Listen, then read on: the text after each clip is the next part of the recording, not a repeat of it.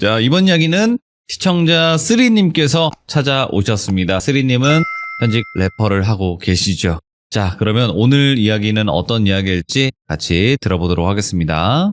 안녕하세요, 돌비님. 어이구, 이게 누굽니까, 쓰리님? 오랜만에 찾아뵙습니다. 야, 또 오랜만에 시드무에 찾아와 주셨고, 그동안 좀 많이 바쁘셨었잖아요. 예, 일 때문에 바쁘기도 했었고, 네네. 원래는 조금 더 빨리 찾아뵙고 싶었는데, 좀 네. 개인적인 일도 있고 해서 좀 늦게나마 이렇게 다시 찾아뵙게 됐습니다. 너무 감사합니다. 그리고 이제 포켓몬 마스터 이야기를 끝으로 이렇게 또 다시 찾아와 주셨는데, 오늘 이야기는 귀신 쪽에 관련된 이야기가 될까요? 아니면 사람이 무서운 이야기가 될까요? 오늘은 오랜만에 귀신 이야기를 들려드릴 것 같고요. 네. 제가 겪은 이야기는 아니고, 제가 아는 지인이 겪은 이야기를 한번 전달 드려볼게요. 알겠습니다. 그러면 바로 출발을 해보도록 하겠습니다. 렛츠고! 기리십니다. 3예요!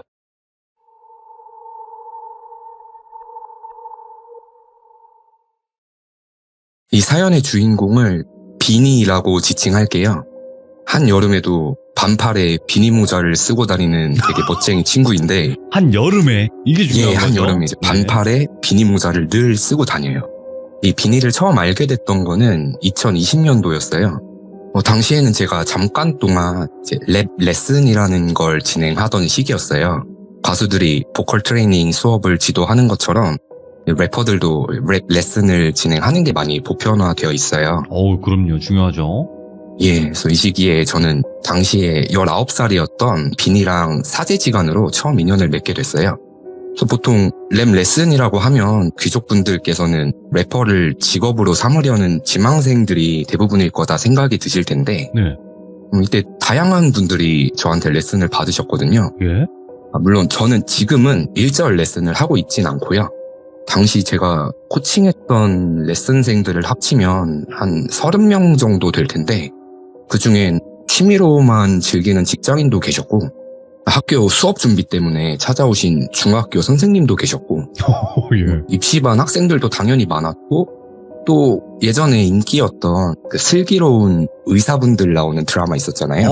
네. 거기 남자 주인공 아들로 출연했던 아역 배우도 이제 레슨을 제가 했었고, 예. 프로듀스랑 고등 래퍼 같은 오디션 프로에 나와서 데뷔한 친구도 있고, 현재 에스파나 유명 아이돌 안무가로 활동 중인 친구도 있었어요. 예. 또 그 수험생이었는데 그 경찰서장 아드님이 래퍼가 되고 싶다고 저한테 찾아와서 괜히 잘못한 것도 없는데 긴장하면서 레슨을 했던 적도 있었고.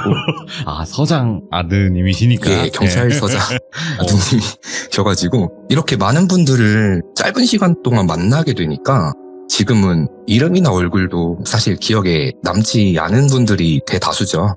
그 많은 분들 중에 이제 가장 기억에 남았던 친구가 바로 주인공인 비니였어요. 비니, 예. 왜냐면 음악이라는 건 물론 노력도 중요하지만 노력으로는 따라잡을 수 없는 재능의 영역이 분명 존재하거든요. 무조건이죠. 네. 돌비님께서도 댄스에 천부적인 재능을 갖고 계신 것처럼 저는 이거는 타고난 거죠. 예. 예, 그렇죠. 타고난 비니도 랩에 있어서는 정말 타고난 동물적인 감각을 갖고 있었어요. 예. 그리고 첫 만남 때가 선명히 기억이 나는데 그때 비니 모자를 쓰고 이제 회색 후드티를 얼굴에 뒤집어 쓰고 왔는데도 얼굴에서 정말 빛이 뿜어져 나왔어요. 키도 한 180에 모델 같은 체형에다가 얼굴이 진짜 아이돌같이 생겼어요. 화장은커녕 로션도 안 바르고 왔는데 피부도 애가 너무 좋고 묘한 퇴폐미 같은 게 느껴지더라고요. 예. 그래서 제가 속으로 얘는 진짜 랩만 잘하면 래퍼로 무조건 성공하겠다. 꼭 래퍼가 아니더라도 아이돌을 해도 괜찮을 것 같은데 그 생각을 했던 기억이 있어요. 그래서 보통 첫 수업 때는 커리큘럼을 정해야 되니까 이 학생이랑 1시간 정도 이야기를 깊게 나눠요. 또 비니랑 첫 수업 때 이야기를 나눠보니까 네. 자기는 미국에서 9년 정도 학창시절을 보내다가 이제 19살 겨울에 얼마 전에 한국으로 다시 들어왔다는 거예요. 그래서 미국에 있었으면 흑인 친구들이랑 랩도 많이 해봤겠다. 한국에는 대학 진학 때문에 들어온 거냐? 물어보니까 저 힙합을 가장 좋아하고 친구들이랑 장난 삼아서 프리스타일 랩을 해본 거 말고는 제대로 랩을 해봤거나 가사를 써본 적은 아직 없다. 대학은 갈 생각은 없고 랩을 배워서 한국에서 래퍼가 되고 싶어서 찾아왔다 하더라고요. 그래서 일단 현재 상태를 먼저 진단해봐야 되니까 준비해온 랩이 있으면 편하게 한번 들려줘봐라 했더니 준비해온 비트를 틀고 자신있게 랩을 들려주더라고요. 이때 저는 저에 대한 확신과 흥분감에 가득 찼었죠.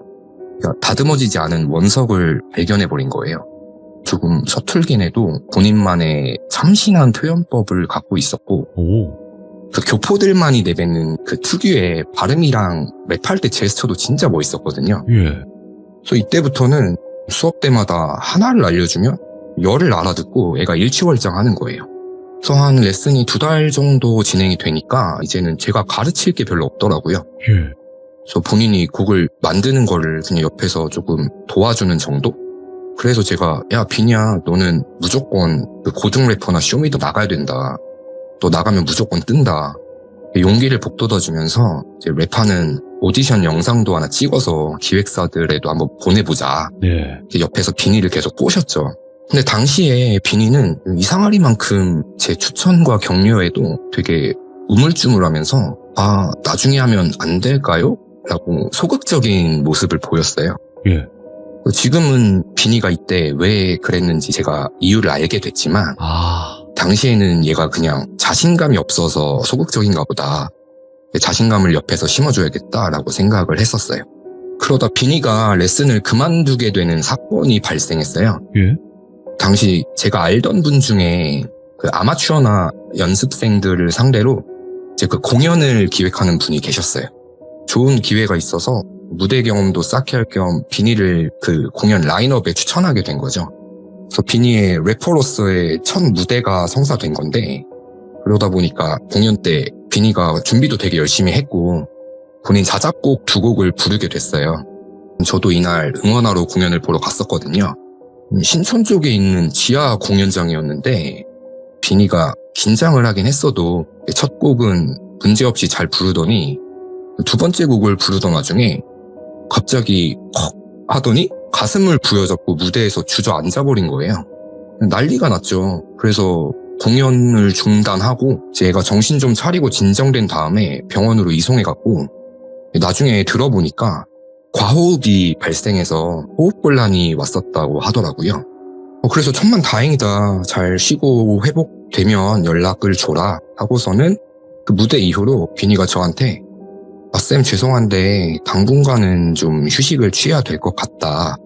회복하면 꼭 다시 연락드리겠다고 너무 감사했다고 이 이야기를 하고 이렇게 비니의 레슨이 아쉽게 마무리가 됐었거든요. 제가 최근에 이제 이 비니를 가로수길 수제버거 집에 갔다가 거기서 몇 년 만에 우연히 만났던 거예요. 그래서 그때 이제 이야기를 물어봤을 때 들었던 이제 본인이 보고 겪은 몇 가지 일화들을 순차적으로 제가 들은 그대로 한번 말씀드려볼게요. 비니의 첫 기억은 6살 때였다고 해요. 당시 김포 쪽에 살았었고 집 앞 유치원을 다녔는데 어느 날 낮에 유치원을 마치고 엄마 손을 잡고 집에 가는데 그 집 앞에 가까워지니까 살던 빌라에서 귀가 찢어질 듯한 소리가 들리더래요. 그래서 북이랑 꽹과리 같은 걸 치는 처음 들어보는 시끄러운 소리가 들리면서 너무 어지러웠다는 거예요. 그래서 뭐지? 하고 위를 올려다 보니까 그 본인이 살던 3층에서 그 시끄러운 소리가 들려왔다는 거죠. 그래서 엄마한테 엄마 저기 우리 집에서 시끄러운 소리 난다고 무섭다고 이야기를 하니까 엄마가 비니한테 지금 집에 엄마랑 친한 할머니가 손님으로 와 계신다. 가서 인사드리자 해서 집 안으로 들어갔는데 처음 보는 무섭게 생긴 흰 고깔 모자 같은 걸 쓴 할머니가 본인을 빤히 노려보더래요. 그래서 눈이 마주쳐서 너무 무서웠는데 그 할머니가 비니한테 갑자기 대뜸 큰 절을 하더래요. 그 순간부터 비니는 그날에 대한 아무런 기억이 없다고 해요. 기절을 했던 건 아닌데 그 후에 본인이 했던 행동들을 하나도 기억을 못했다고 하더라고요. 조금 더 성장한 후에 나중에 어머니한테 이날의 상황을 전해 듣게 됐는데 그 할머니가 절을 하니까 자기가 집 안으로 뚜벅뚜벅 걸어 들어가더니 그 앞에 어떤 상 차림을 해놓은 곳에 백설기가 있었대요. 그걸 한 손으로 움켜쥐고 선체로 우걱우걱 백설기를 씹어 먹다가 갑자기 퇴 하고 바닥에 떡을 뱉은 다음에 눈빛이 돌변해서 그 할머니한테 이걸로는 부족하다고 어서 돼지고기를 거한재미해서 내와라 이렇게 얘기를 했다는 거예요. 돌빈님 혹시 거한재미라는 단어를 들어보셨나요? 아니요. 예. 저도 30년 넘게 살면서 이번에 처음 들어본 단어인데 거한재미, 예. 거한재미인데 그 뜻을 찾아보니까 밥상을 눈썹위로 들어 올려서 공경을 해라 같은 뜻의 고사성어래요. 예. 근데 당시 유치원 다니는 꼬마가 구사할 수 있는 어휘력이 아니잖아요. 본인도 이 얘기를 엄마한테 들었을 때 난생 처음 들어보는 단어였다고 얘기하더라고요. 그래서 그날 집에 찾아왔던 할머니 분은 예상들을 하셨겠지만 무당이었대요. 그 무당이 간단한 눌림굿을 하러 왔던 건데 비닐을 보고 부모님한테 했던 말이 애한테 잡기가 붙은 게 아니라 뒤에 장군님 두 분이 서 계신다고. 그래서 보자마자 자기가 큰 절을 올렸다는 거예요. 그러면서 아이가 크면서 임시방편으로 기운을 누를 수는 있겠지만 아마 성인이 되면 신을 모셔야 될 팔자로 보인다. 보통 신이 아니라 한 분은 그 땅문서를 쥐고 계시고 또 한 분은 칼자루를 차고 계신 장군님이다 라고 얘기했다는 거예요. 당시에 어렸던 비니는 본인이 이상한 걸 전혀 못 느꼈는데 이제 부모님들이 봤을 땐 비니가 4살 무렵부터 이상 증세를 보이기 시작했었대요. 집에서 혼자 놀 때도 옆에 누가 있는 것처럼 끊임없이 대화를 하거나 새벽에 창밖을 보면서 혼자 중얼중얼거려가지고 뭐하냐 물어보니까 여기 옛날에 살았던 아줌마가 와서 동화책을 읽어줬다 뭐 이런 말을 했고 가끔씩 애기들이 사용하지 않을 법한 단어들로 말을 하다 보니까 걱정이 많이 됐는데 한 번은 엄마를 따라서 동네 과일 가게에 갔었대요. 그 가게 아줌마가 그 비니가 되게 예뻐 보였나 봐요.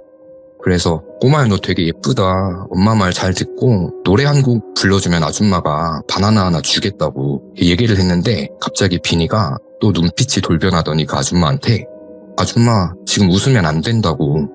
뒤에 회색 교복 입은 누나가 계속 울면서 서 있다고. 뜬금없이 이렇게 이야기를 했다는 거예요. 예. 그랬더니 그 과일 가게 아주머니가 주저앉아서 오열을 하시더래요.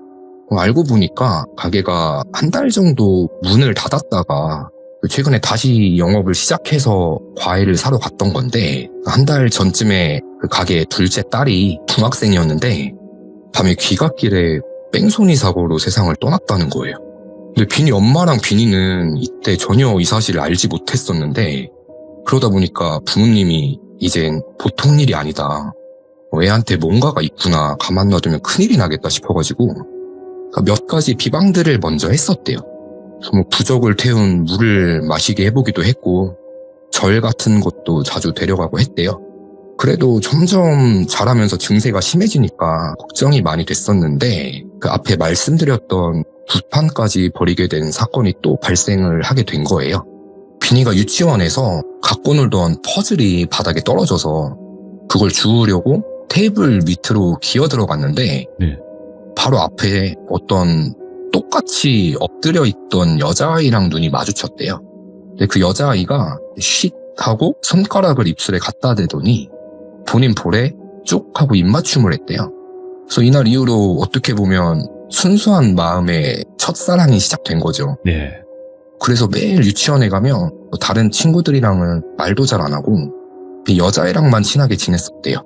그래서 여자 이름이 예슬이였는데 엄마한테도 집에 가면 오늘 예슬이랑 뭘 했고 예슬이가 사탕을 줘서 먹었고 뭐 그림 그리기도 같이 했다 이런 이야기를 했었는데 어느 날 유치원 끝마치고 집에 오니까 엄마가 너 이제 예슬인지 뭔지 걔랑 놀지 말라고 막 호통을 쳤다는 거예요. 그래서 어린 마음이 너무 서러워서 그날 하루 종일 울다가 다음날 유치원에 갔는데 예슬이가 멀쩡히 있더래요. 그래서 걔한테 야 우리 엄마가 너랑 놀지 말라고 한다. 나 엄마 말 잘 들어야 돼서 오늘은 다른 친구랑 놀게. 미안해. 이렇게 이야기를 하니까 이 예슬이란 애가 너 되게 웃긴다. 내가 너 진짜 마음에 들어서 정말 재밌는데 같이 데려가 주려고 했는데 너 맘대로 해라. 어차피 너네 할아버지한테 혼나서 너랑 같이 가지도 못한다. 이런 얘기를 하더니 막 울더래요. 그리고 그 후로는 예슬이가 유치원에서 안 보였다는 거예요.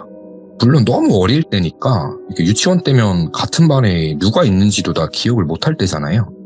조금 소름이었던 게 그 유치원 선생님께서 비니 부모님께 CCTV를 보여주시면서 상담 요청을 하셨는데 들어보니까 비니가 옆에 아무도 없는데 하루 종일 유치원에서 옆에 허공을 보면서 누구랑 막 신나게 놀거나 대화하는 듯한 모습이 찍혀 있었던 거죠.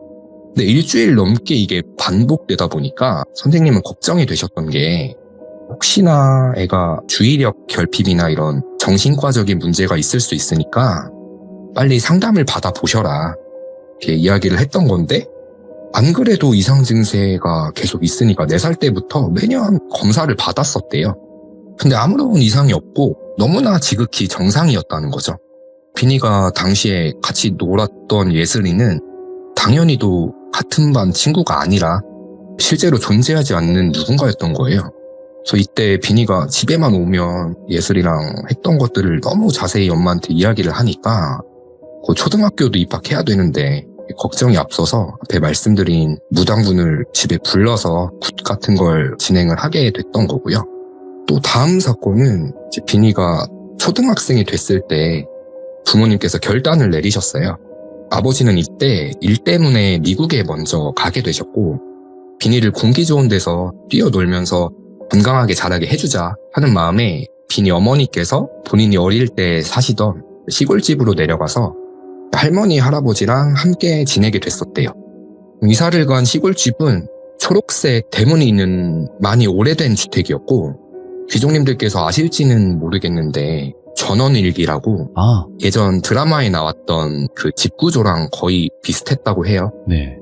평상이라고 하나요? 마당에 앉는 공간도 있었고 마당에 수도꼭지 같은 게 있어서 물도 바가지에 받아서 거기서 간단히 씻기도 하고 그런 집이었대요. 완전 시골집이죠. 예. 예, 완전 시골집인데 그 집으로 이사를 가고 한동안은 굿을 해서인지 별 문제가 없었는데 이 당시에 비니의 취미생활이 뭐였냐면 아침 일찍 일어나서 어머니는 부엌에서 요리를 하시고 비니는 마당에 있는 수도꼭지에서 세숫대야에 물을 직접 받아서 할아버지가 주무시는 방 앞쪽에 놔드리는 거였어요. 그래서 할아버지가 일어나셔서 간단히 그 물로 세수를 하시고 용돈이라고 비니한테 몰래 500원, 1000원씩 챙겨주셨대요. 그래서 거의 1년 가까이 취미생활을 이어갔는데 어느 날 이른 아침에 마당에서 세숫대야에 물을 받고 있는데 그 초록색 대문 위로 누가 담을 넘으려는 것처럼 두 손이 보이더니 어떤 처음 보는 검정색 긴 머리를 한 여자 얼굴이 쓱 하고 대문 위로 올라와서는 무표정으로 집 안을 두리번 거리더래요. 비니 말로는 대문 위에 매달린 듯한 여자의 손이랑 얼굴이 그 슈렉처럼 약간 초록색이었대요. 그래서 이 여자가 비니를 딱 보더니 순식간에 대문 위에서 아래로 사라졌다는 거예요. 당연히 너무 무서워서 엄마한테 이야기를 한 거죠. 나 슈렉 아줌마 봤다고. 당시에 귀신이 아니라 슈렉이라고 비니가 표현을 해서인지 어머니도 이때는 크게 생각을 안 하시고 뭐 애가 악몽을 꾸고 헛것을 봤나 보다 이렇게만 생각하셨대요. 근데 그 여자를 처음 본 후부터 아침에 세숫대야에 물을 받을 때마다 그전까지는 한 번도 그런 적이 없었는데 물 색깔이 점점 뿌옇게 탁해지더래요. 예? 처음에는 투명하던 물이 시간이 하루씩 지나면서 세제를 푼 물처럼 점점 더 뿌옇게 변하더니 어느 날은 아예 못 쓰는 석회물처럼 탁한 물로 색이 변하더래요. 그래서 할아버지한테 할아버지 물 색깔이 이상해요. 수도가 고장난 것 같아요. 얘기를 했더니 웃으시면서 물 색깔이 뭐가 이상하냐고 괜찮다고 너도 얼른 씻고 학교 갈 준비해라 하시면서 머리를 쓰다듬어 주셨대요. 근데 매번 마당에서 물을 받을 때마다 그 대문 위로 빼꼼히 집 안을 내려다보고 있는 그 여자를 계속 마주쳤다는 거예요. 늘 문을 두들기거나 뭐 말을 걸거나 하지는 않고 그냥 매일 무표정으로 쳐다만 보더래요. 처음엔 이 아줌마가 무서웠는데 자주 보이니까 어린 마음에 애기들은 누가 쳐다보고 있으면 칭찬받고 싶어서 더 열심히 하는 경향이 있잖아요. 그리고 보이는 얼굴 색깔이 다르다 보니까 어디 아픈 아줌마 같아서 조금 불쌍한 생각이 들었대요. 매일 점점 더 물이 뿌옇게 변해가던 와중에 어느 날은 아침에 세숫대야를 바닥에 두고 수도꼭지를 돌렸는데 비니 말로는 먹물 있죠. 이제는 탁한 정도가 아니라 새까만 먹물이 콸콸콸 하고 쏟아져 나왔다는 거예요. 너무 놀라고 무서워서 내가 초등학생이니까 울음이 터진 거예요. 그래서 마당에서 엉엉 울면서 또 그 대문 위에 얼굴만 내민 아줌마가 보이니까 그 아줌마를 쳐다보면서 소리내서 울었는데 그 아줌마는 여전히 가만히 무표정으로 쳐다만 보고 있었대요. 근데 비니가 막 우니까 가족들이 다 놀라서 마당으로 나온 거죠. 그래서 비니가 할아버지한테 세숫대야를 가리키면서 할아버지 지금 새까만 물이 막 쏟아져 나왔다고, 이 물로 씻으시면 안 된다고, 내가 그냥 버리겠다고 이야기를 하면서 대야를 들려고 하니까 할아버지께서 뭔가를 느끼셨나 봐요. 그래서 아니라고, 너 만지지 말라고, 몸에 물 안 튀게 조심하라고 하시더래요. 그래서 비니 어머니도 보시더니 이게 무슨 먹물이냐고, 이상 없는 투명한 물이고 대문 밖에 아무도 없다고, 걱정 말라고 비니를 다독여서 진정시켜 주셨고, 할아버지께서 고맙다 비니야 웃으시면서 그 물을 받은 세숫대야로 평소처럼 씻으셨대요. 그러고는 다음날 밤에 건강하시던 할아버지께서 주무시다가 돌아가셨어요. 그래서 할아버지가 돌아가시고 난 후로는 그 대문 위로 얼굴만 보이던 아줌마가 찾아오는 일이 없었다고 해요. 그래서 비니가 크고 나서 이때를 회상해 보니까 무서웠던 게, 우선 물 색깔이 탁해지다가 검정색으로 보였던 거, 아마도 그 죽음이 가까워진 걸 본인이 봤던 게 아닌가. 그래서 할아버지께서도 이제 그걸 느끼시고 비니한테 나쁜 기운이 붙지 않도록 본인이 그냥 그 물로 씻으셨던 것 같다고. 그리고 그 대문 위에 얼굴만 내민 여자는 생각해보면 이상한 게, 키가 농구선수처럼 큰 게 아닌 이상은 대문 위로 사람 얼굴이 보일 수가 없었다는 거예요. 후에 다른 일 때문에 어머니 따라서 당치배를 갔다가 이야기를 했더니 그 무당분이 하시는 말이, 저승사자였는지 아니면 근처에 떠돌던 영가가 죽음의 기운이 느껴져서 집을 기웃거린 건지는 알 순 없지만 확실한 거는 그 장군님이 안에 계셔서 집 안까지는 못 들어오고 밖에 서서 구경만 한 거라고, 이런 이야기를 들었대요. 되게 웃긴 게, 이때 이 무당분도 비니를 딱 처음 보자마자 하신 말이 장군님 오셨다고, 이런 말을 또 했다는 거예요. 그리고 그 대문 위에 여자가 피부가 약간 초록색에 가깝게 보였다고 했잖아요. 슈렉처럼 완전 녹색은 아니고 약간 황달기가 있는 초록색으로 보였던 게 확실히 기억이 나는데, 비니가 성장하면서 알게 된 게 본인이 색약이래요. 그러니까 어릴 때는 이걸 몰랐던 거죠. 그러니까 정록색약이랬나? 자기가 빨간색을 잘 인식을 못한대요. 대문이 하필 초록색이었다 보니까 그 여자도 비슷한 색으로 보였던 건데, 돌이켜보면 아마도 그 얼굴이랑 손이랑 전부 빨간 피칠갑을 하고 있던 여자를 본인이 봤던 게 아닐까라고 저한테 이야기해 주더라고요. 그래서 초록색으로 봤구나. 예, 그랬던 것 같아요. 오. 그래서 제가 비니한테 들었던 자잘한 이야기들이 되게 많아요. 그 중에 몇 가지만 추려서 귀족분들께 말씀을 드리고 있거든요.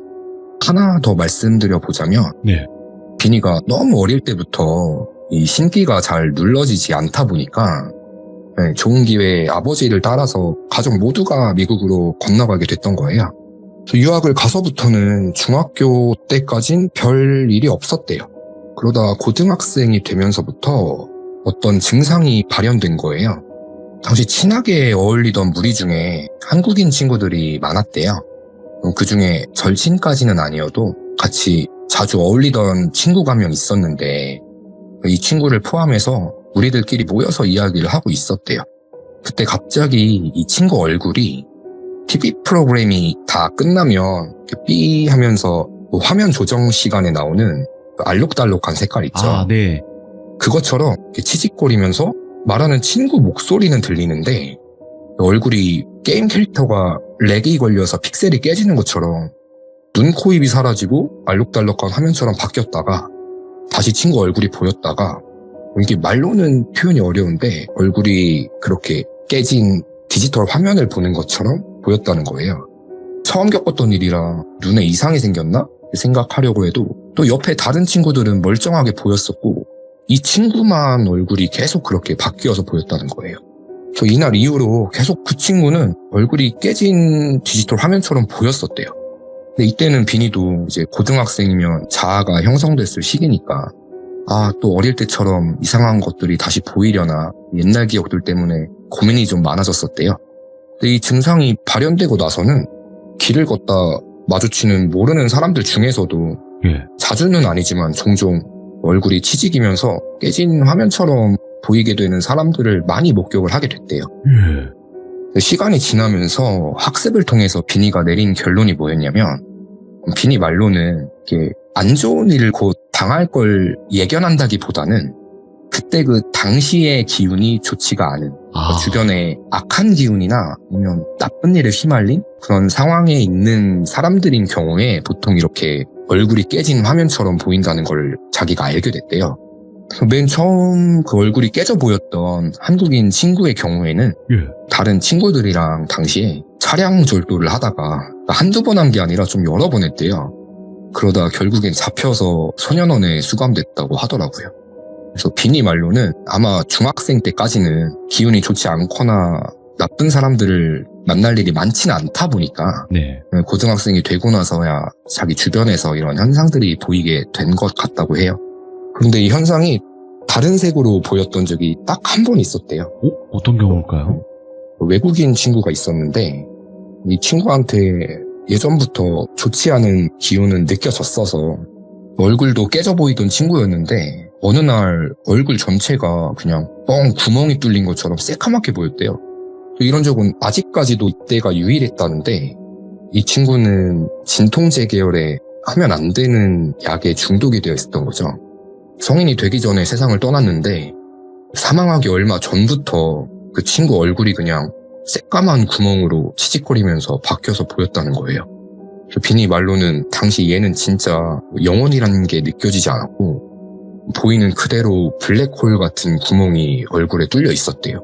이렇게 기운이 좋지 않은 사람들 얼굴이 깨져 보이는 현상이 현재에도 계속되는데 자기가 유학 때 가장 무서웠던 적이 언제였냐면 고등학생 때 차로 30분 정도 되는 지역에서 되게 유명한 가수들이 많이 나오는 페스티벌이 열려서 친구들이랑 부푼 마음으로 그 공연을 보러 갔었대요. 그래서 야외에 무대가 설치돼서 진행되는 엄청 큰 규모의 공연이었고 해가 밝을 때였는데 몇천 명이 따닥따닥 붙어서 모여 있었겠죠. 맨 앞에 무대 위에 가수도 보이고 자기 앞쪽에 수많은 사람들의 뒷모습도 보였을 거 아니에요. 사람들이 전부 푸처핸즈업을 하거나 폰을 들어서 촬영을 하고 있었겠죠. 근데 정말 거짓 하나 없이 그 앞에 보이는 수많은 뒤통수들 중에 군데군데에서 열에 둘셋 정도씩 앞모습이 아니라 색깔은 안 보였는데 뒤통수가 TV 화면이 지지기는 것처럼 동시에 관중석 군데군데에서 100명 넘는 사람들의 뒤통수가 화면이 깨지는 것처럼 보였다는 거예요. 그래서 자기가 이때 마치 그 전쟁터에 서 있는 쫄병이고 꼼짝 못하는 상태에서 하늘에서 화살이 막 비처럼 쏟아지는 것 같은 그런 공포감을 느꼈었다고 했어요. 또 그날 유달리 기운이 좋지 않은 사람들이 관중에 많이 섞여 있던 건지 이유는 모르겠는데 눈에 보이는 귀신을 본 경험보다 이때의 경험이 살면서 가장 무서웠다고 해요. 제가 사연 초반에 비니가 첫 공연 무대를 하다가 과호흡으로 쓰러지고 레슨을 그만두게 됐었다고 말씀드렸잖아요.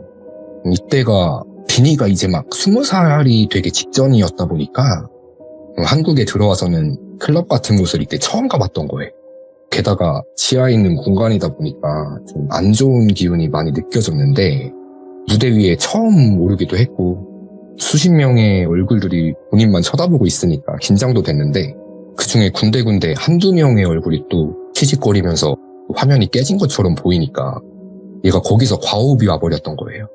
그 레슨 때 제가 이것저것 해보자고 비니를 꼬셔도 비니 입장에서는 당연히 이런 이유 때문에 사람이 많이 모이는 공연장이나 오디션장 같은 곳을 갈 용기가 나질 않은 거죠. 또 군데군데 사람들 수많은 얼굴이 동시에 깨진 듯이 보일까봐 그게 무서웠다고 이야기를 해주더라고요. 그래서 제가 너 그러면 힙합도 좋아하고 노는 것도 좋아하는데 클럽 같은 곳은 안 다니냐 물어봤더니 자기는 지하에 있는 클럽은 아예 갈 생각조차를 안 한대요. 그냥 1층에 있는 야장처럼 문을 다 개방하고 노는 클럽 같은 바라던가 아니면 지상층에 있는 펍들만 요새는 음악 들으러 놀러 다닌대요. 네.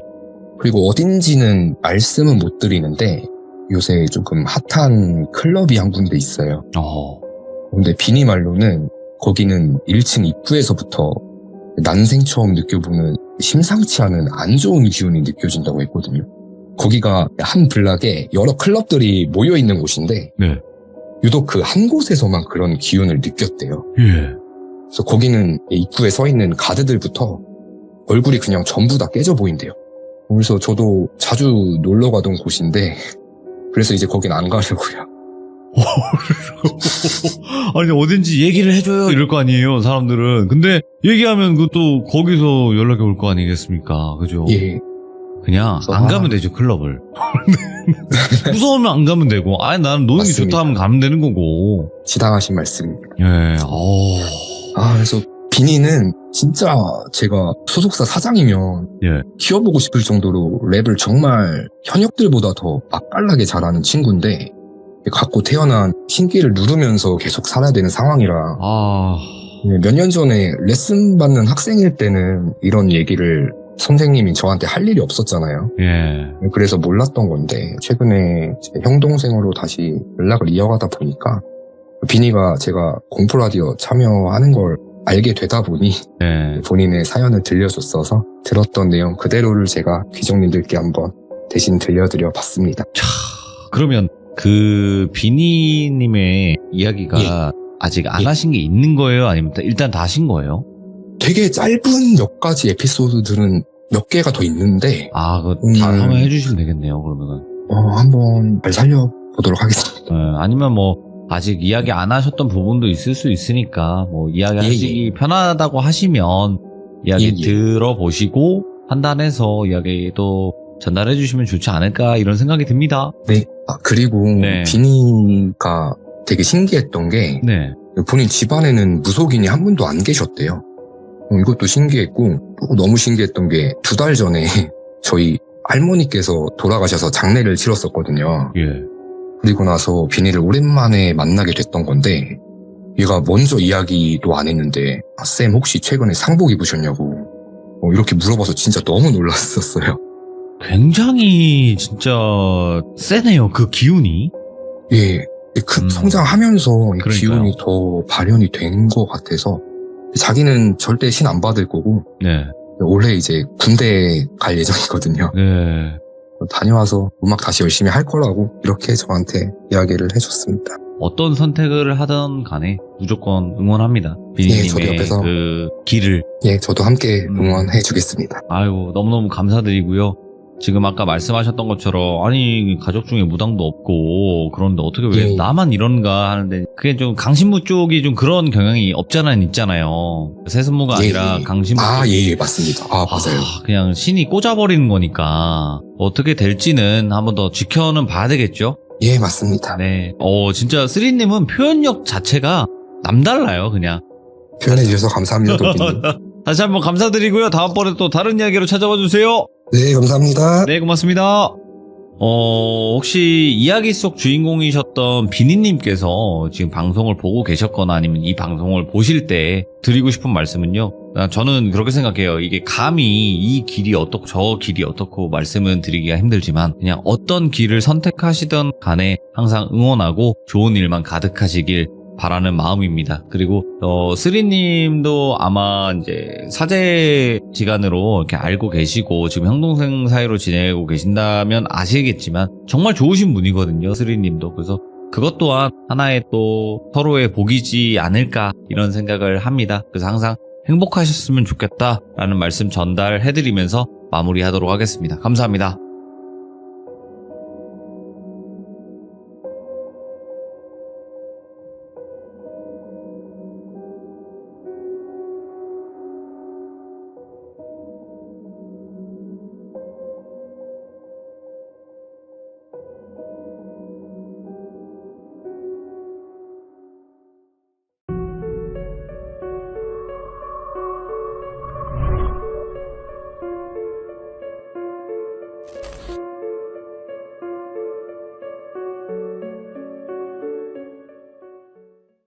자, 여러분 안녕하십니까. 이번 이야기는 시청자 머랭님께서 찾아오셨습니다. 머랭님은 간호사를 하고 계시죠. 그렇기에 병원 쪽 관련된 그런 괴담이라든지 무서운 일들을 많이 알고 계시는 편입니다. 그래서 오늘 해주실 이야기도 아마 병원 관련 괴담이 되지 않을까 생각을 하고 있는데 바로 만나보도록 할게요. 보세요? 머랭님. 네, 아이고, 머랭님 반갑습니다. 반갑습니다. 네, 아이고, 오늘도 찾아와 주셔서 행복하네요. 저도 감사드립니다. 네. 자, 오늘 머랭님께서 해주실 이야기가 병원 관련된 이야기가 될까요? 네, 병원 관련된 이야기 2가지가 될 것 같아요. 자, 그러면 어떤 이야기일지는 같이 들어보도록 하겠습니다. 렛츠고. 네. 튼튼입니다. 헤이, 머랭! 감사합니다.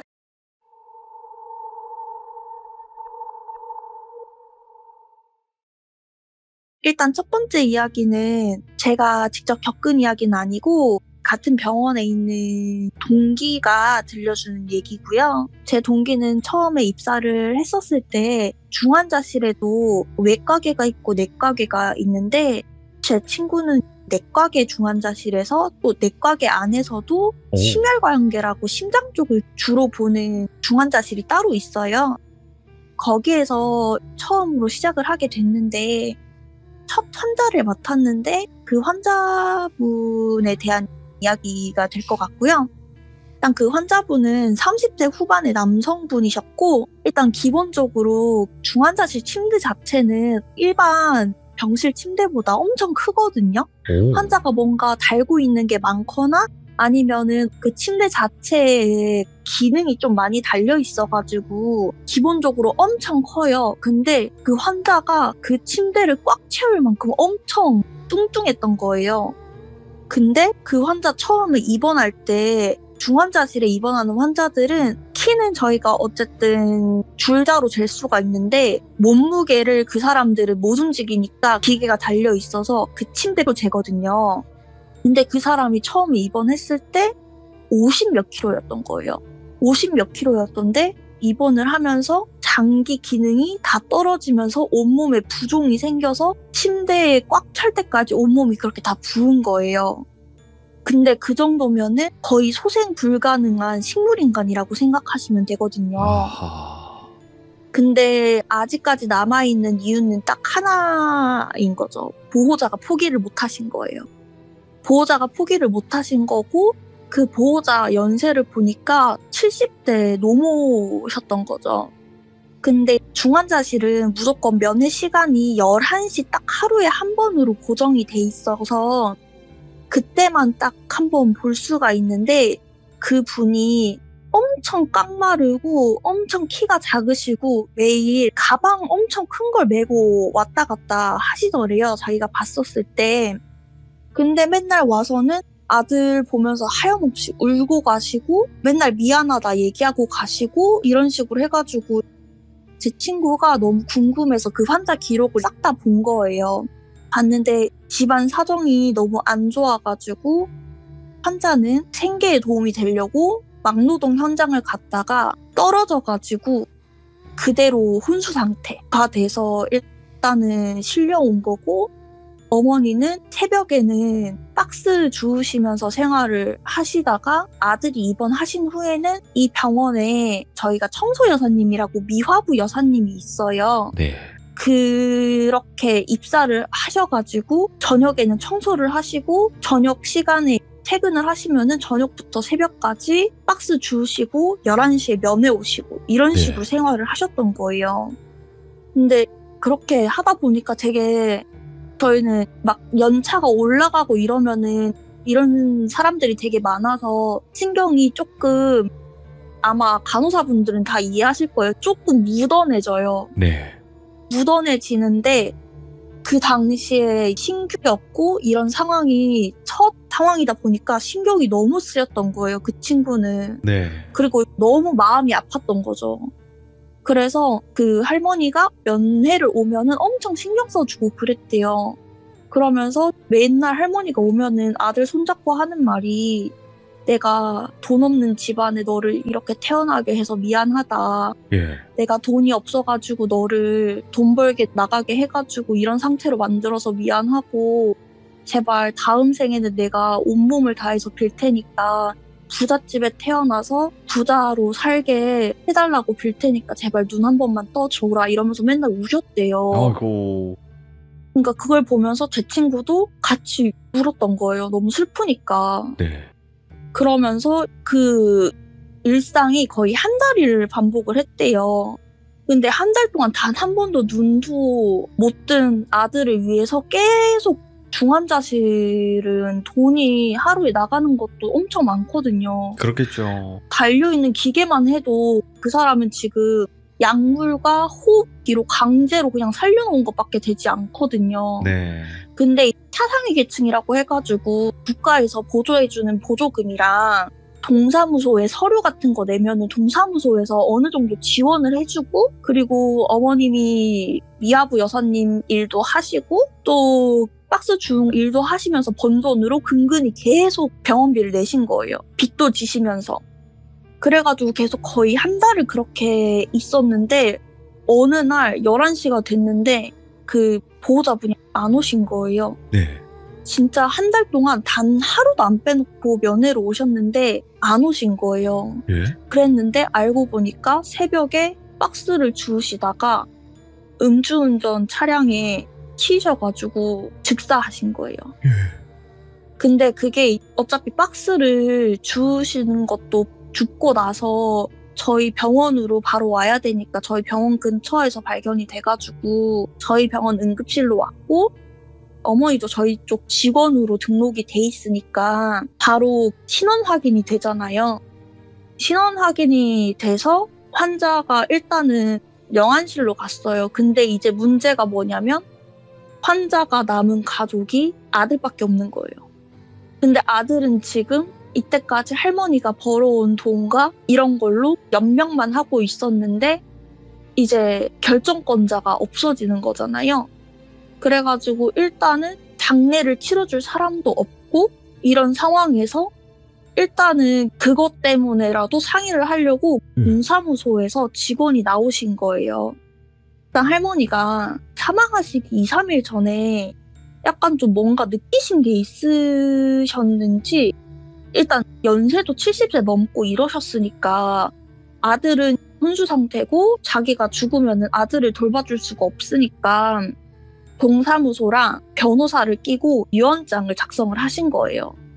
그래가지고 그 유언장에다가 이때까지 할머니가 다른 건 안 했는데 자기 앞으로 보험금을 계속 꼬박꼬박 넣으신 거예요. 아들 앞으로는 안 넣고. 왜냐면 자기가 죽으면은 자기 아들 앞으로는 돈이 나오는데 아들이 죽으면은 자기 앞으로 돈이 나오는 거니까 자기는 어차피 오래 못 살 거고 쓸데 없으니까 자기 앞으로 보험을 들어놓고 아들 앞으로 다 돌려놓은 거예요. 혹시나 자기 아들이 깨어날 수도 있으니까 나중에 깨어났을 때를 대비해서. 그래서 만약에 자기가 죽거든 이 유산을 다 아들한테 이전을 하되 아들이 지금 혼수 상태니까 대리인으로 변호사와 동사무소 직원을 같이 해가지고 공증을 선 거예요. 이 돈을 나중에 아들한테, 아들이 깨어나면 아들한테 주는 조건으로. 근데 이제 그 어머니가 돌아가시고 아들은 거의 그냥 강제로 살려놓은 거라고 했잖아요. 네. 근데 병원에서는 이번 한 환자에 관해서 결정권자가 없고 혼자면은 뭔가 약물을 쓸 때마다 동의를 받아야 돼요. 근데 이제 이 환자 상태가 안 좋아졌는데 환자 보호자는 돌아가신 상태잖아요. 근데 이제 그 동의를 안 받고 약을 쓰기에는 삭감이 되는 거예요. 그러니까 이 환자를 살리려면 이 약을 써야 되는데 기본적으로 중환자실에 입원해 있었을 때 동사무소에서 지원이 나오고 국가에서 지원이 나와서 이 기간 동안 이 정도의 돈 안에서는 그 약물을 쓰는 게 자유로운데 그 이상을 쓸 시에는 이게 병원 쪽에서 돈이 다 빠져나가는 거예요. 그러면은 이 환자한테 돈을 쓰면 쓸수록 병원한테는 마이너스가 되는 거죠. 근데 이때까지 그 마이너스 되는 거를 할머니가 자기가 다 내겠다고 하고 동의서를 작성을 하고 계속 약물을 주셨던 거예요. 네. 근데 이제 그럴 수가 없잖아요. 아무리 그 돈을 동사무소 직원이랑 변호사한테 넘겼다고 해도 그 아들의 생사 결정권을 넘긴 건 아니니까. 근데 이제 간호사들도 그렇고 의사들도 그렇고 할머니가 얼마나 열심히 아들을 지켰는지 아니까 예. 되게 마음이 좀 그랬던 거예요. 그냥 좀 윤리적 딜레마라고 하죠, 사실. 그게 이 약을 쓰면 이 환자는 살 건데 병원에서는 이 약을 쓰면은 자기들은 마이너스니까 쓰지 마라. 근데 이 약을 쓰게 되면은 전화가 와요. 원무과에서. 네. 삭감되니까 쓰지 말라고 했는데 왜 썼냐. 이런 식으로. 예. 그리고 나중에 막 그 약을 쓰라고 처방낸 의사한테까지도 심할서 쓰라고. 그러니까 이제 사람들이 좀 그랬던 거죠. 약물을 안 쓰면 당연히 점점 환자 상태가 안 좋아지고 저희가 중환자실에서 제일 중요하게 보는 게 소변량이거든요. 오, 예. 왜냐하면 마지막까지 사람이 살아있다고 확인을 할 수 있는 게 신장이에요. 소변이 안 나온다는 건 모든 장기가 멈췄다고 생각하면 되는 거거든요. 예.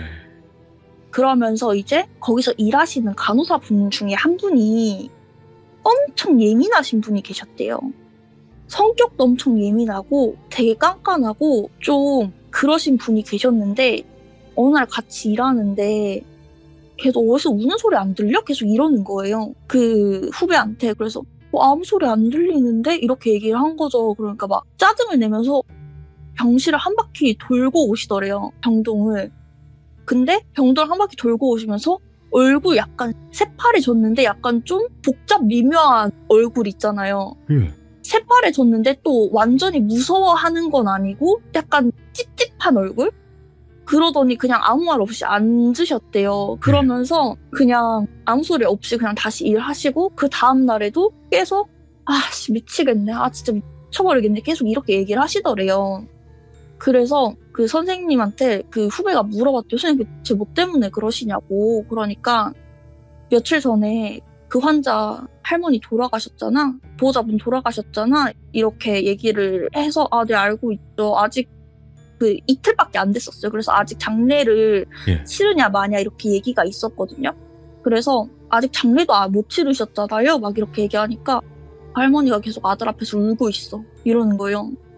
그러니까 그 간호사 선생님이 좀 보는 선생님이었던 거예요. 평소에 예민했던 이유도 일하면서 좀 그런 걸 많이 보니까 예민한 것도 있었는데 중환자실 자체가 로테이션이 되게 빨리 돼가지고 그렇게 머물고 있는 영이 별로 많이 없대요, 사실. 그냥 일반 병실보다는. 왜냐면 이게 길게 입원하는 사람을 중환자실 자체에서는 받지 않고 급성기 환자를 받아서 중환자실 치료를 하고 빼고 이런 식으로 하면서 병상 회전율을 높이니까. 근데 그 환자 많은 할머니가 부여잡고 있어가지고 되게 오래 있었던 거여가지고 그랬는데 이제 그 할머니가 계속 그 환자 앞에서 울고 있다는 거예요. 이틀 내내. 그래가지고 할머니가 너무 불쌍하고 아들도 너무 불쌍한데 자기 진짜 너무 신경 쓰여가지고 일을 못하겠다고 막 이런 식으로 얘기를 하면서 그 다음 날은 그 선생님이 담당으로 가셔가지고 그 병실 어쩔 수 없이 들어갔는데 그 아들도 이제 거의 끝나가는 상황이었어요. 왜냐면 하루에 거의 소변이 아예 안 나올 정도로 되고 약도 안 쓰고 이러니까 오늘 아니면 내일이다 이런 식으로 약간 왔다 갔다 했거든요. 그래가지고 그 환자를 보고 있었는데 그 할머니가 갑자기 말을 걸어요. 자기한테 조금만 참아달라고. 미안하다고. 하루만 있어달라고. 자기가 데리고 같이 갈 거라고. 막 이런 식으로 울면서 얘기하니까 그 선생님도 되게 마음이 좀 그랬대요. 그래가지고 그냥 고개만 끄덕이고 그냥 나왔다는 거예요. 그러면서 그날 새벽에 되게 조용히 가셨대요. 그 아들이. 그러면서 이제 장례식을 처리하려고 동사무소 직원이 왔대요. 어쨌든 의사랑도 면담을 해야 되고 의사랑 면담한 거를 간호사랑도 같이 면담을 해야 돼가지고 동사무소 직원이 와서 얘기를 하는데 자기가 어제 신기한 꿈을 꿨다 막 이런 식으로 얘기를 하는 거예요. 그 할머니가 나와가지고 우리 내일 아들이랑 합동 장례식 좀 치러달라고. 자기 재산 남은 거 그거 활동 장례식 좀 치러달라고.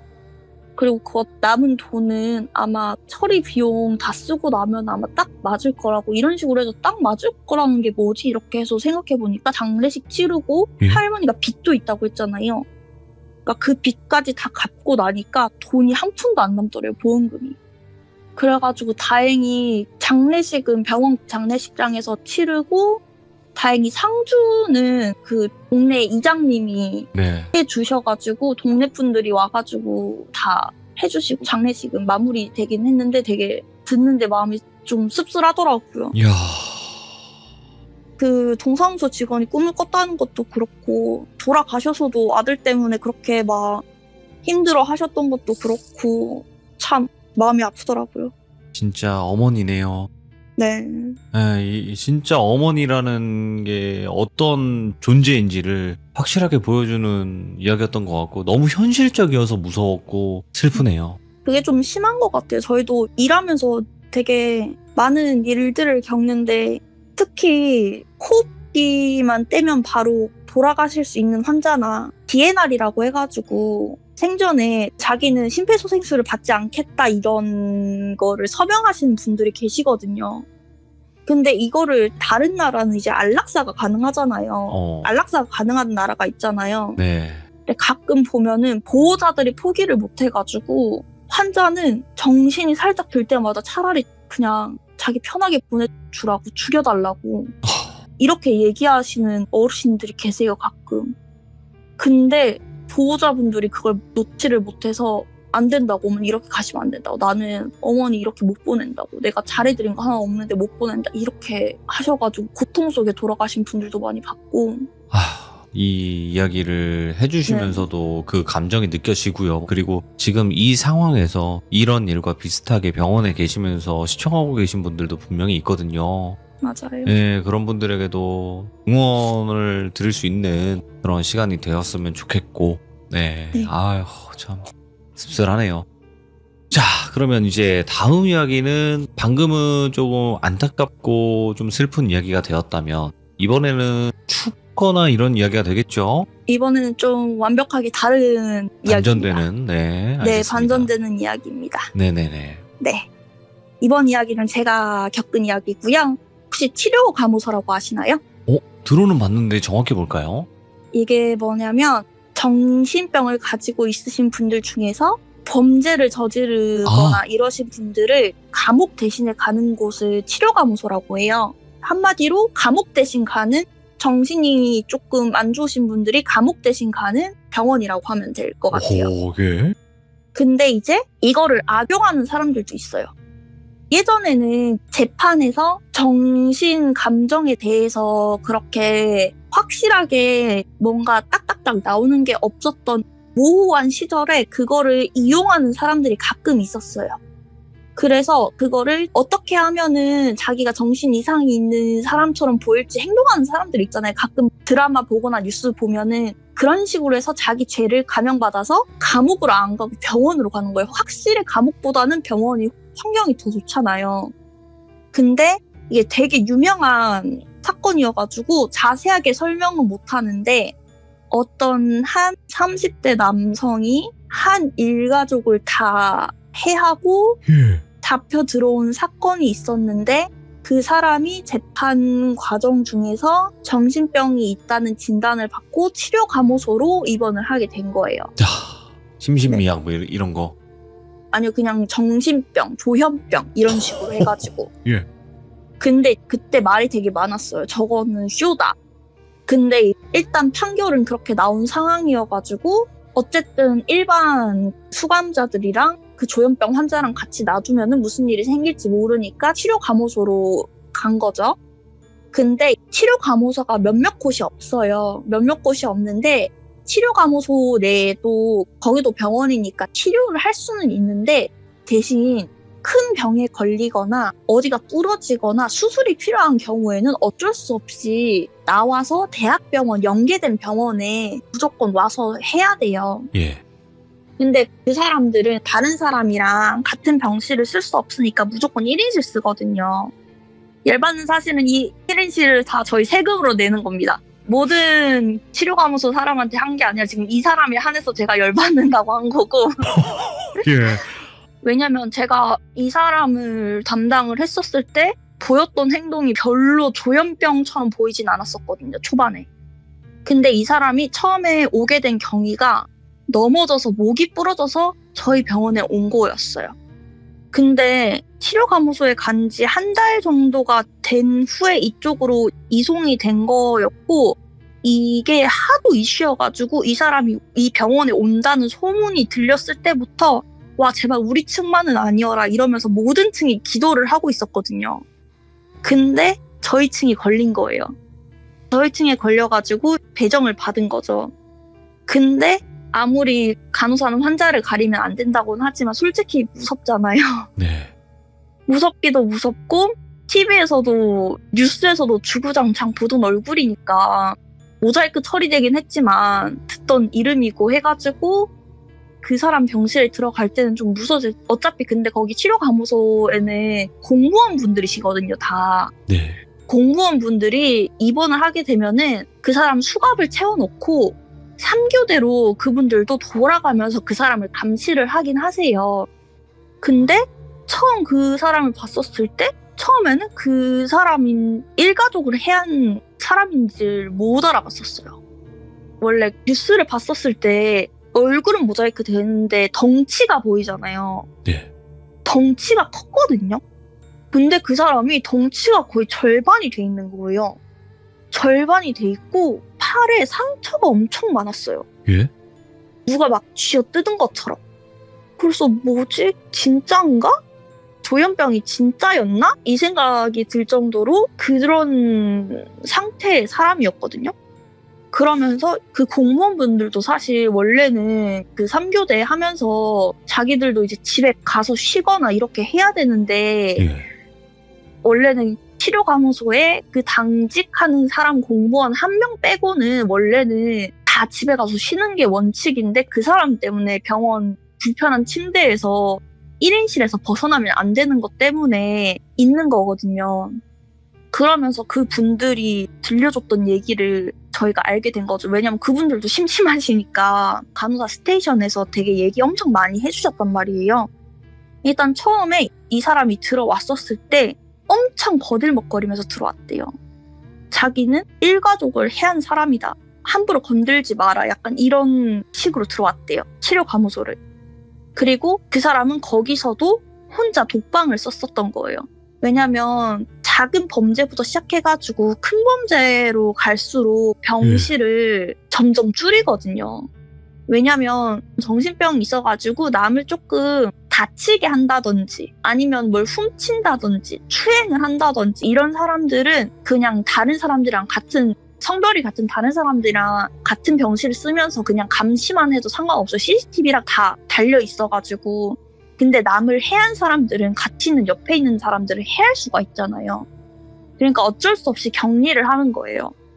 근데 처음 일주일 동안 엄청 거들먹거리면서 되게 막 편하게 생활을 했대요.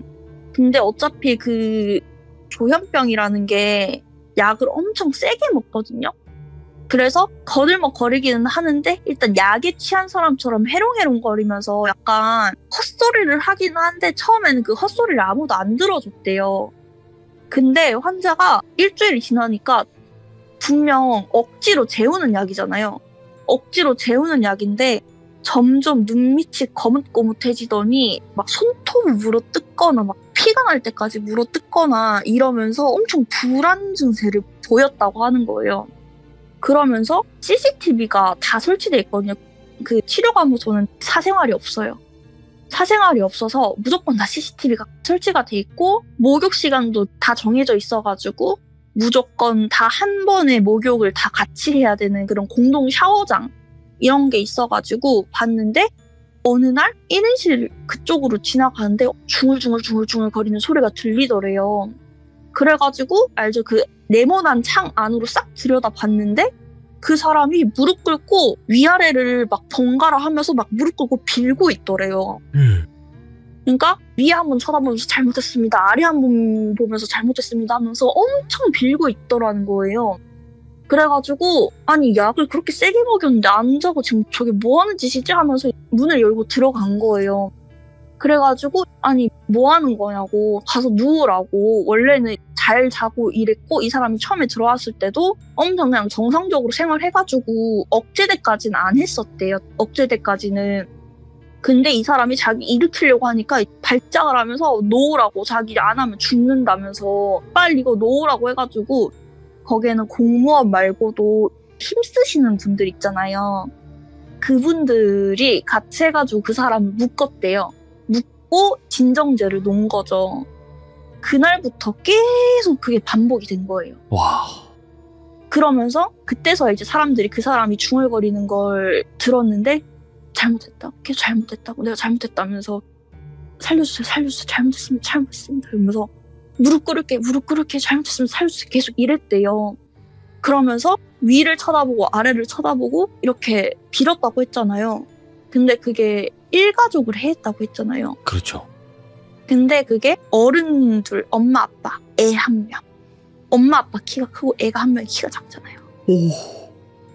그래가지고 빌 때도 아줌마 아저씨 잘못했어. 얘 미안하다. 아줌마 아저씨 진짜 잘못했어. 애기 미안하다. 계속 이런 식으로. 예.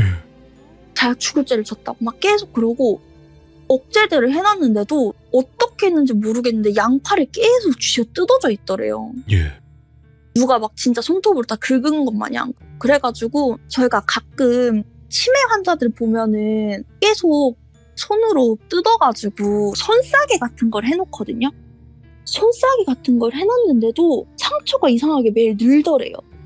근데 CCTV로 보면은 그냥 억제대하고 이러고 있으면 그냥 바스락 거리기만 하고 막 혼자 중얼 거리기만 하는데 맨날 보면은 상처가 늘어있고 그래서 그걸 막 붕대로 다 감싸놓고 이렇게 하다가 낮에는 그나마 좀 진정이 돼가지고 네. 목욕을 하러 들어갔는데 목욕을 다 하고 목욕 시간이 끝나서 이제 다 빼어 있는데 누가 누워있더래요 바닥에. 네.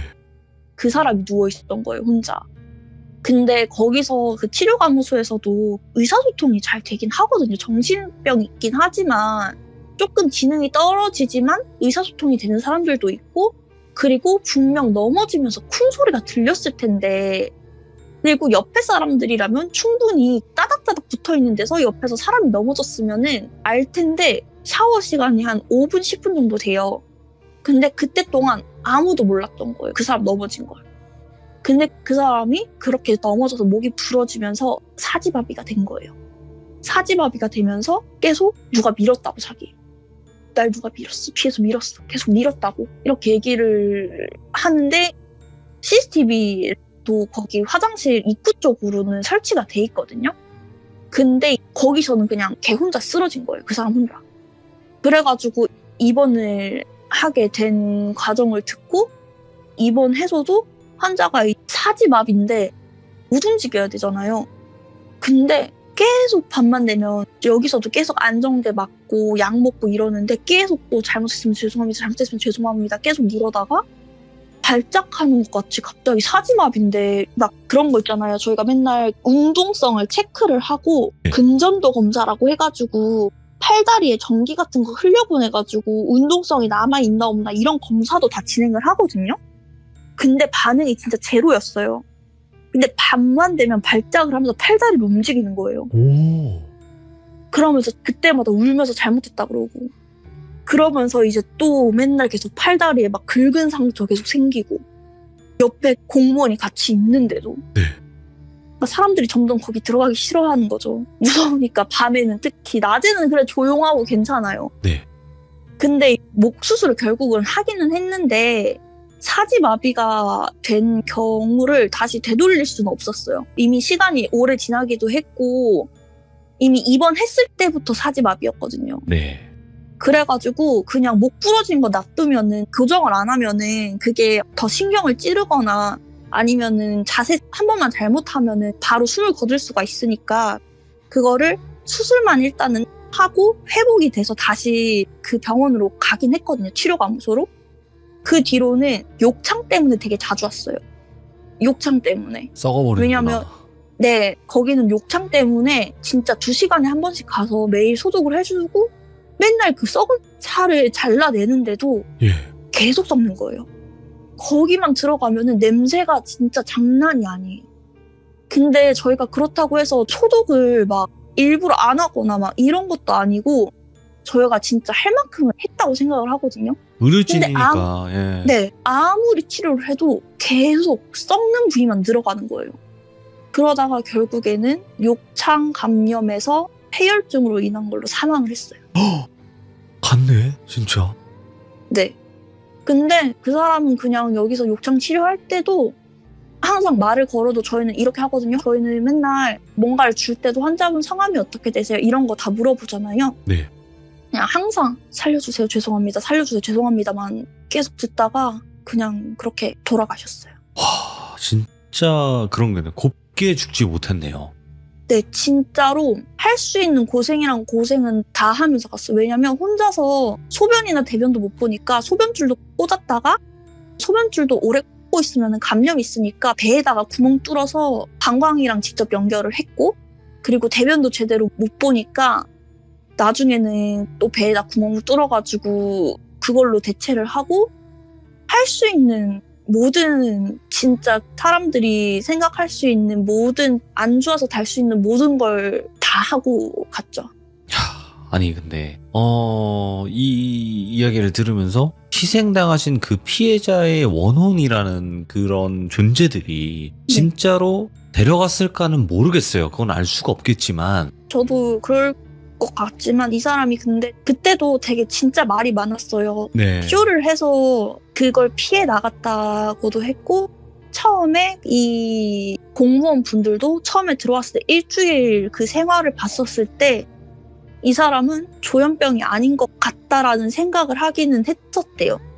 근데 이게 일주일 정도 생활을 지켜봤는데 일주일 뒤에 환자가 좀 상태가 변하니까 그때부터는 그에 맞춰서 치료를 하긴 했는데, 일주일 동안의 생활에서는 자기가 느꼈을 때는 얘는 쇼를 하고 들어왔다라는 게 느껴졌대요. 근데 그거 아시죠? 재판에서 한번 결론이 나가지고 벌을 받으면은 똑같은 걸로 재판을 못 받는 거.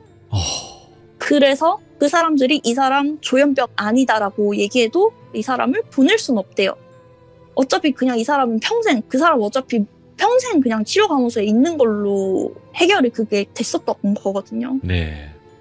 그래서 그냥 그 사람이 꼴 보기 싫지만 어쩔 수 없이 데리고 있어야겠다 생각을 했는데 그렇게 갈 줄 몰랐다, 이렇게 얘기가 되긴. 야, 아니 근데 그렇게 일가족의 목숨은 파리 목숨처럼 그렇게 앗아가 놓고 자기 목숨 살려달라고 비네요. 그쵸. 자기 그게 목숨이 그렇게 사람인가 봐요. 소중했나 봐요. 야, 참. 그때 그 일가족을 죽인 이유도 집에 들어가는 애가 너무 신나 보여서 였다고 했었어요. 아니 신나면 안 되는 건가? 그러니까 자기는 그날따라 기분이 안 좋았는데 그 애가 너무 신나 보이니까 자기를 비웃는 것 같아서라고 했었어요. 와. 자세한 얘기는 있지만 너무 그런 사건이 특정돼가지고.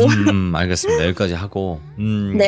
근데 그냥 뭐 상상조차도 못할 그럴 생각을 가지고 있는 사람이랑 뭐 무슨 말을 합니까? 사실상 저희가. 그쵸. 예, 그러니까 야, 진짜 의료진 분들도 고생하시고, 그리고 대부분 저희 참여자분들이 얘기하시거나 아니면 우리 시청자분들도 댓글 간간히 남겨주신 게 뭐냐면, 아니 이렇게 사람을 해한 사람은 왜 그 원혼이 나타나서 뭐 괴롭히거나 그런 게 없느냐라고 했었는데, 이렇게 오늘 머랭님이 생겼네요. 말씀을 하셨네요. 예. 네. 아이고 머랭님, 네. 진짜 제가 병원을 다닐 때마다 느끼는 거지만 간호사분들이 좀 많이 힘이 없어 보이는 경우가 많더라고요. 조금 만성 피로에 시달리긴 하죠. 막 좀 지쳐 보이시거나 이런 경우가 많이 보이시던데 항상 힘내시고, 머랭님 제가 네. 저번에도 말씀은 드렸었지만 굉장히 뜻깊은 일을 하고 계신 거라고 저는 생각을 합니다. 네. 네, 항상 감사합니다. 힘내시고 파이팅 네. 해주시기 바랄게요. 감사합니다. 네, 수고하세요. 네, 고맙습니다. 네. 진짜 충격적이면서도 이것도 레전드 이야기가 하나 나왔습니다, 여러분들. 그러니까 죄 짓고 살면 안 돼요. 그냥 가는 길조차 굉장히 고통스럽게 갔네요. 이 사람은 그럴만했고 그 피해자 분들께서 나타나서 데리고 갔다면 차라리 다행이라는 생각도 들고요. 예, 정말 다시는 이런 일이 없어야 된다라는 취지에서 우리 머랭님께서 이야기를 들려주셨다라고 생각을 하시면 좋을 것 같고, 여러분들의 의견을 댓글로 꼭 남겨주시길 바라겠습니다. 감사합니다. 고맙습니다.